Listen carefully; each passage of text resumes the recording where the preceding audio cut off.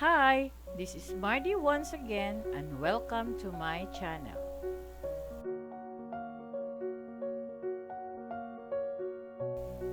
Our topic for today is all about the Battle of Mactan, which happened on April 27, 1521.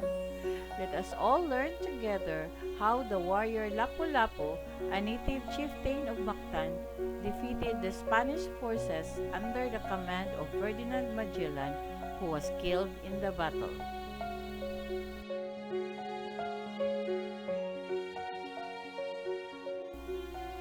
On March 16, 1521, Magellan sighted the mountains of what is now Samar, while on a mission to find a westward route to the Moluccas Island for Spain.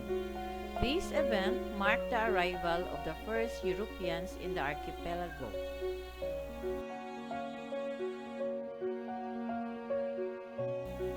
The following day, Magellan ordered his men to anchor their ships on the shores of Humunhun Island. There, he befriended Raja Colambu and Raja Shagu, the chieftain of Limasawa, who guided him to Cebu.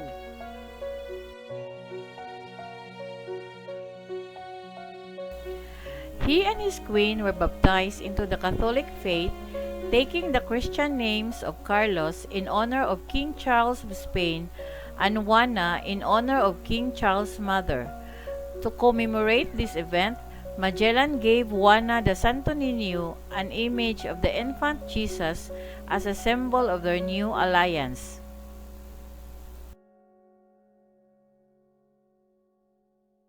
As a result of Magellan's influence with Raja Humabon, an order had been issued to the nearby chiefs that each of them were to provide food supplies for the ships and convert to Christianity. Most chiefs obeyed the order.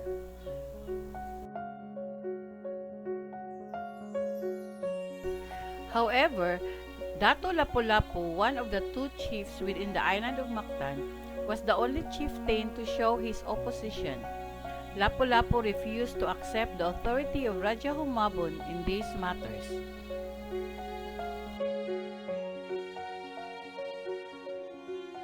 This opposition proved to be influential when Antonio Pigafetta, Magellan's voyage chronicler, writes, "On Friday, April 26, Zula, the second chief of the island of Mactan, sent one of his sons to present 2 goats to the Captain General, and to say that he would send him all that he had promised, but that he had not been able to send it to him because of the other chief Lapu-Lapu, who refused to obey the King of Spain."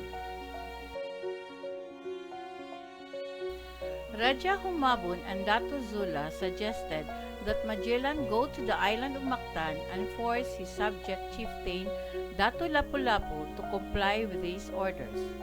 Magellan saw an opportunity to strengthen the existing friendship ties with the ruler of the Visayan region and agreed to help him subdue the rebellious Lapu-Lapu.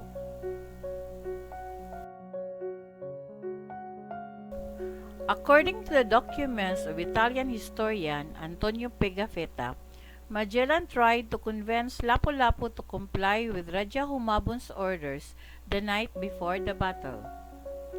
At midnight, 60 of us set out armed with corselets and helmets. Together with the Christian king, the priests, some of the chief men, and 20 of 30 balangays, we reached Mactan 3 hours before dawn. The captain did not wish to fight then, but sent a message to the natives to the effect that if they would obey the King of Spain, recognize the Christian king as their sovereign, and pay us our tribute, he would be their friend, but that if they wish otherwise, they should wait to see how our lances wounded.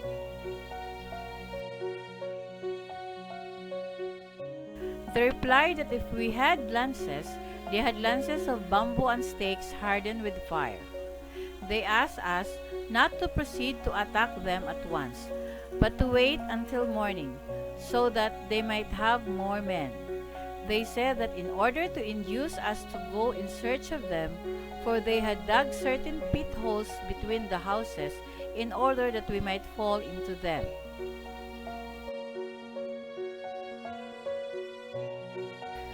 Pigafetta writes how Magellan deployed 49 armored men with swords, axes, shields, crossbows, and guns and sailed for Mactan in the morning of April 27.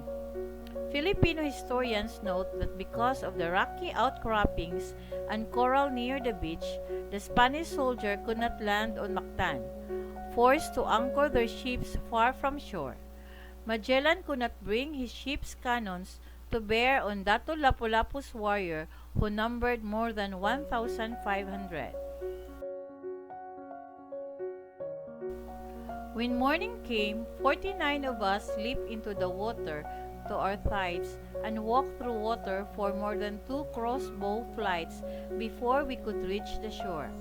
The boats could not approach nearer because of certain rocks in the water.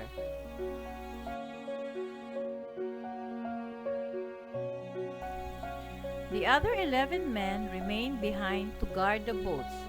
When we reached land, the natives had formed in 3 divisions to the number of more than 1,500 persons. When they saw us, they charged down upon us with exceeding loud cries. The musketeers and crossbowmen shoot from a distance for about a half hour, but uselessly.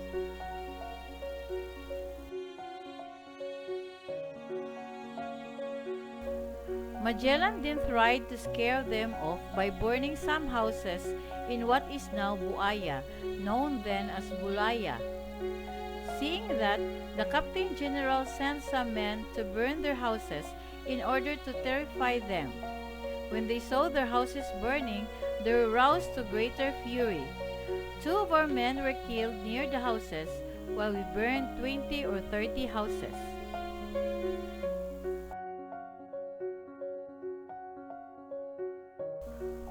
So many of them charged down upon us that they shot the captain through the right leg with a poisoned arrow. On that account, he ordered us to retire slowly, but the men took to flight, except 6 or 8 of us who remained with the captain. The natives shot only at our legs, for the latter were bare, and so many were the spears and stones that they hurled at us, and we could offer no resistance. The mortars in the boats could not aid us as they were too far away.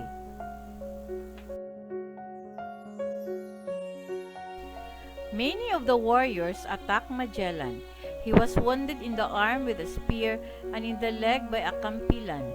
With this advantage, Lapu-Lapu's troops finally overpowered and killed Magellan.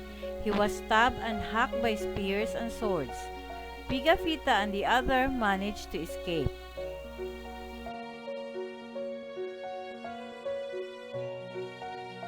Recognizing the captain, so many turned upon him that they knocked his helmet off his head twice.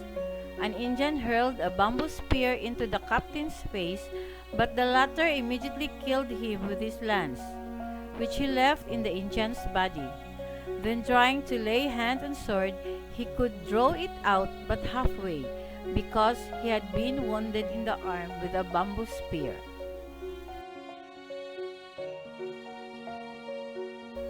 When the natives saw that, they all hurled themselves upon him. One of them wounded him on the left leg with a large cutlass, which resembles a scimitar, only being larger. That caused the captain to fall face downward, when immediately they rushed upon him with iron and bamboo spears and with their cutlasses, until they killed our mirror, our light, our comfort, and our true guide.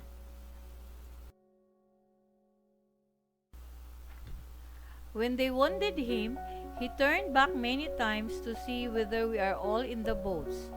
Thereupon, beholding him dead, we, wounded, retreated as best we could to the boats which were already pulling off.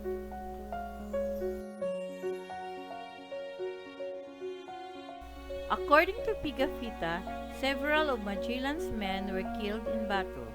A number of natives converted to Christianity who had come to their aid were killed by warriors. There are no official records of the number of casualties in the battle, although Pigafetta mentioned at least 3 Christian soldiers killed, including Magellan. Magellan's allies, Raja Humabon and Datu Zula, were said not to have taken part in the battle due to Magellan's bidding, and they watched from a distance. Pigafetta reports that the Christian king Raja Humabon sent a message saying that if they returned the bodies of Magellan and his crew, they would be given as much merchandise as they wished. Lapu-Lapu's immediate response was, "We will not give away the captain's body for all the riches in the world, because his body is the trophy of our victory against invaders of our shore."